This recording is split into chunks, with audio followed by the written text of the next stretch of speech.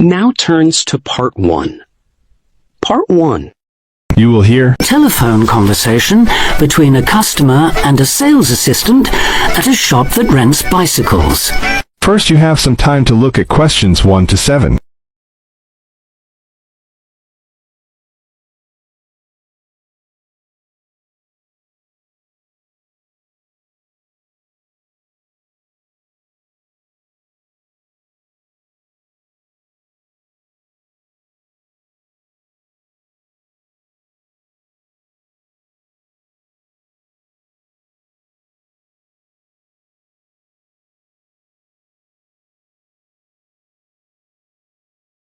Now we shall begin. You should answer the questions as you listen, because you will not hear the recording a second time. Listen carefully and answer questions 1 to 7. Hello, Clark's Cycle Hire. My name's Keith. How can I help you? Oh, hello. I saw your ad in the local paper, and as I'm thinking of doing some cycling, I'm wondering what kinds of bike you have and what your prices are like. Well, we hire out 2 main types of machine, touring and mountain bikes. Are you likely to be riding off-road, do you think? No, I'll probably be sticking to roads and country lanes, so a touring bike would be best, I think. Right, well, the rate will be £50 for a week or £14 per day. So it's a lot cheaper to rent by the week? Yes, definitely. Though it's important to bring the bike back on time. Otherwise, I'm afraid we have to charge a late return fee. And how much is that? For each additional hour, it's £1.25. So if you were a day late, it would cost another £30? Yes, that's right. I'd make sure I didn't do that then. I should also point out there's a deposit which you get back when you return the bicycle. In good condition, of course. On touring models, it's £60. Is there anything else I'd have to pay? No, that's it. Though if you're planning to ride fairly long distances, you might like to have 1 or 2 accessories. Such as? Well, for another £5, we can supply lightweight bags, either panniers or the handlebar sort. It's amazing how much they can carry, and the way they're designed means they don't get in the way when you're riding. Well, I'll see. But what about essential things like a pump and a repair kit? I wouldn't have to pay extra for those, would I? No, there's no charge for things like that. Or for a lock. It's a good strong one too. Just make sure you don't lose the key. That reminds me, what about insurance? What happens if someone steals the bike, in spite of the wonderful lock? Didn't I mention that? Oh, I should have told you that's included in the rental too. And it covers everything, does it? It covers you against theft of the bike, yes, as long as it's securely locked at the time. You'd have to pay part of any individual claim, though. How much? If the bike was stolen and not recovered, you'd be liable for the first £100. So, if I do go ahead and rent one, how do I pay? By cheque or would it have to be cash? Neither, I'm afraid. We can only accept credit card bookings. Otherwise, we'd have to ask our customers for the full value of the machine as a deposit. I've got a Visa in my name. Would that be okay? Sure. Now you have some time to look at questions 8 to 10.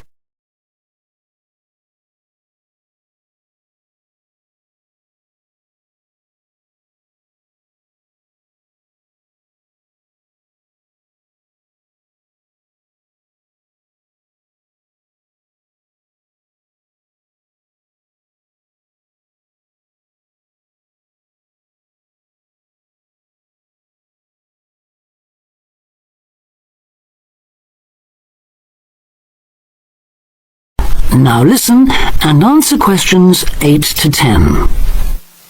So if I want to have a look at the bikes, how do I find you? I live near the university, by the way. Right.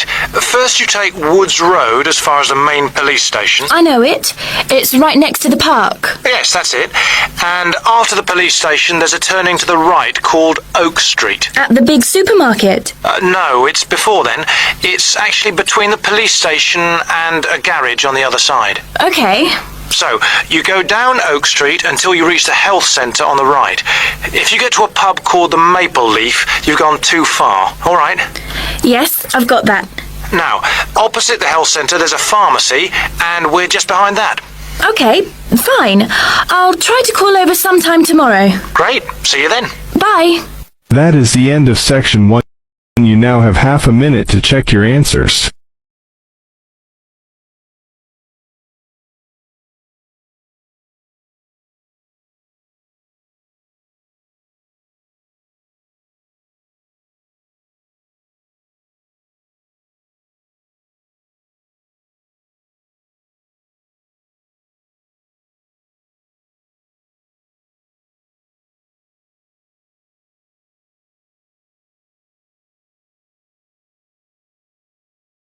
Now turns to Part 2.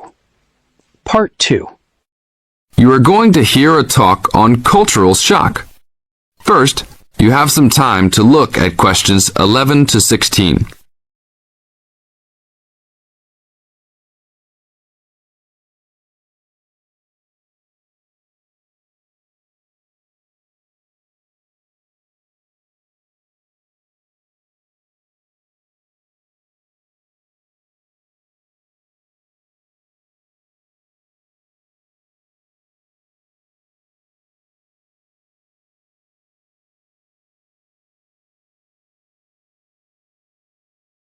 Now listen to the tape and answer the questions. 11 to 16. Hi, congratulations on finishing orientation for our study abroad programme. Before you all head off to your respective countries, however, I want to first share with you a little bit about dealing with culture shock. Recent studies in intercultural experience have shown that there are distinct phases of adjustment which virtually everyone who lives abroad goes through. You won't be the exception. The first phase of culture shock includes gaining an awareness of the host culture, preparing for the journey, and farewell activities. You're all experiencing this right now. The second phase begins when you arrive in your new country and ends when the excitement of the early experiences wear off. When you first get there, you will be overwhelmed. Initial impressions convey a sense of monumentality of the experience. You'll love it. During the third phase, you will start taking a more active role in your setting. This will produce frustration because there will be some difficulty in coping with even the most elementary aspects of everyday life. I remember not being able to find a toilet one day because I forgot the word for bathroom. Anyhow, your focus will shift during this phase to the differences between your new host culture and your home cultures. This can be troubling, but these sometimes insignificant difficulties can be blown into major catastrophes. That's why this stage is most often referred to as culture shock. Now look at questions 17 to 20.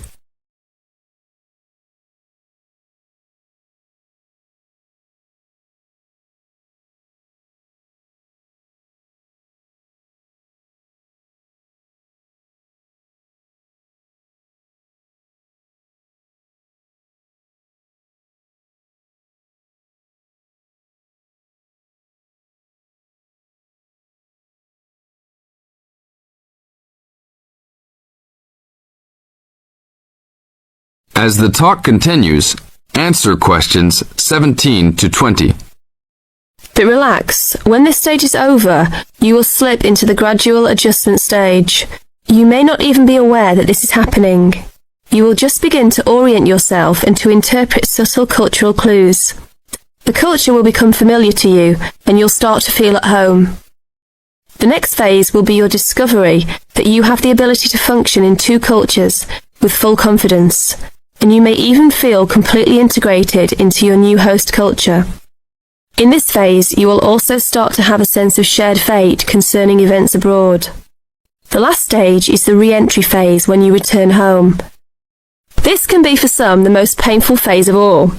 You will be excited about sharing your experiences, but you will realise that you have changed and won't be able to explain how or why. One set of values has already been instilled in you. Another you will have acquired in your host country. Both may seem equally valid. It is important that you realise that all of these phases are a natural part of adapting to a new culture. Expect peaks and valleys during your stay, and feel free to discuss your feelings with the resident director. These culture shock phases tend to occur even with relatively short stays abroad. During your stay, if you feel a wave of bewilderment wash over you, remember this little talk and look back at your notes. One very typical reaction against culture shock is the tendency to hang out with other Americans. Remember, you are coming to a foreign country to get to know her people, language and culture better. If you avoid contacts with the foreign language, you cheat yourself and lengthen the process of adaptation. This is the end of Section 2. You now have half a minute to check your answers.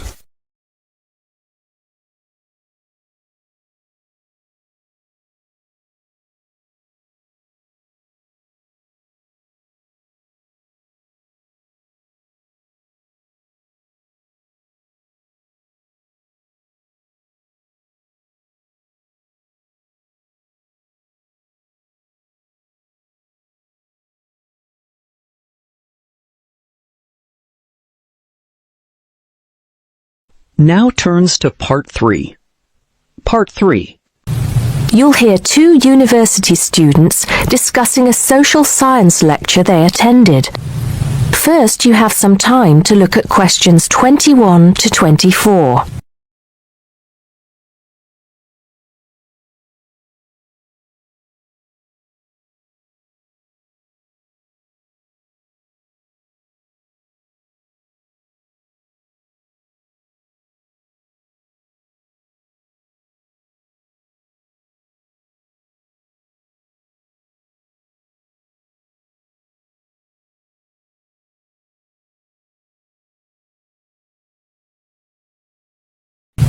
Now listen carefully and answer questions 21 to 24. Did you go to the first social science lecture yesterday? Yeah, didn't you see me there? No, I was trying so hard to understand the lecturer. What didn't you understand? A lot of it, really. For example, he said we needed to study history as part of the course, but I didn't get why. You probably missed it. He said early on that we need to learn from our past mistakes. Right. But he also said we need to put ourselves in the place of our ancestors. Why is that? I think the point is that it's not enough to know how they lived and what they did. We need to know what they thought. I see. And I've written transferable skills in my notes next, but I have no idea what that means. If you study social science, you learn skills that you can use in a job. Oh, right. Is that all? Okay, but why is that? The point he made was that in studying social science, you use a flexible and adaptable approach to learning. Before you hear the rest of the conversation, you have some time to look at questions 25 to 30.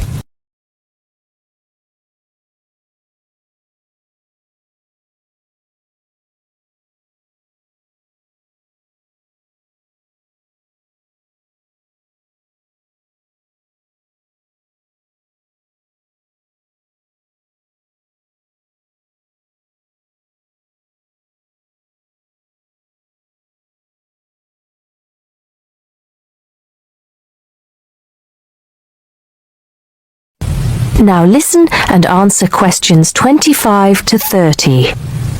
He also kept mentioning all the other subjects we will need to study as part of the course. I didn't write them all down, did you? Some of them. I think I can make sense of my notes.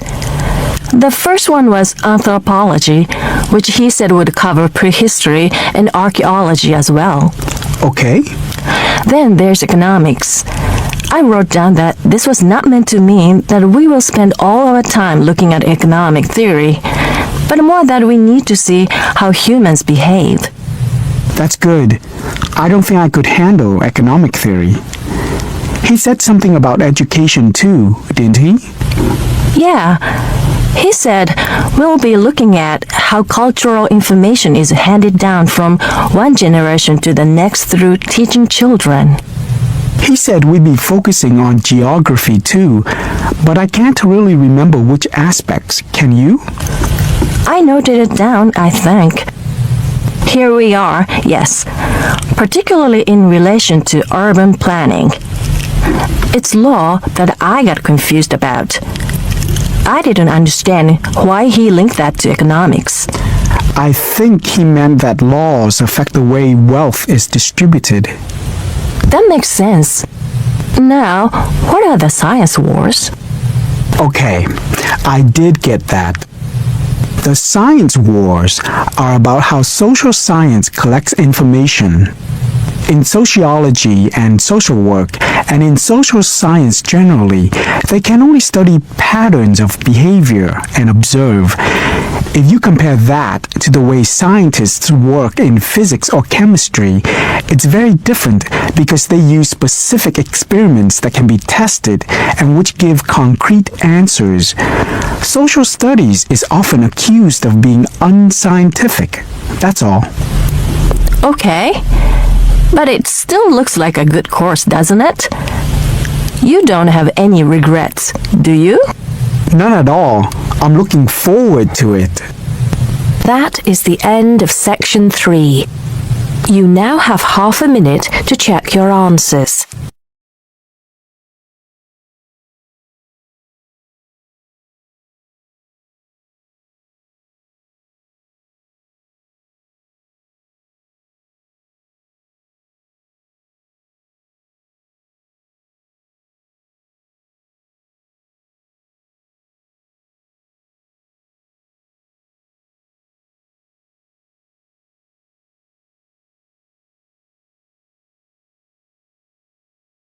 Now turns to Part 4.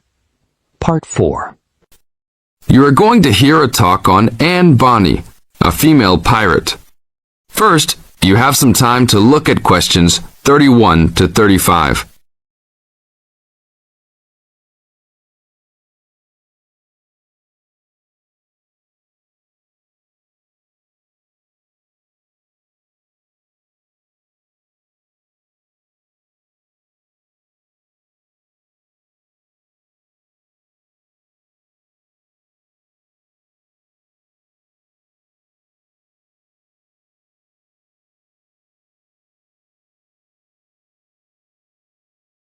Now listen to the tape and answer the questions 31 to 35. Anne Bonny was one of the 2 most famous female pirates. She sailed on the crew of Calico Jack Rackham. Anne was romantically involved with Calico Jack, but she could be counted as nonetheless as fearless as any other pirate. She was born in County Cork, daughter of an attorney and his maid. The lawyer left Ireland in disgrace, but found fortune in the Carolinas. There, he amassed a fortune and bought a large plantation. A ne'er-do-well pirate sailor named James Bonny married Anne in an attempt to steal the plantation, but Anne's father instead disowned her. Bonny then took Anne to the Bahamas, where he turned informer to Governor Woodes Rogers, turning in any sailor he didn't like as a pirate for a handsome reward. Anne quickly grew to dislike her spineless husband and quickly caught the eye of one Calico Jack Rackham, a pirate of some renown. Governor Rogers had recently passed an amnesty for pirates, which left Bonny out of work. The admiration between Anne and Calico was mutual. Calico Jack was a handsome man who knew how to spend money as well as steal it. Anne was a well-endowed lass with a fiery spirit and a temper that matched that of any man. In any event, Calico offered to buy Anne from Bonny, but Bonny instead took the matter up with Governor Rogers, who said that Anne was to be flogged and returned to her true husband. That night, Calico and Anne slipped out in the harbour, stole a sloop, and began a life of piracy together. Now look at questions 36 to 40.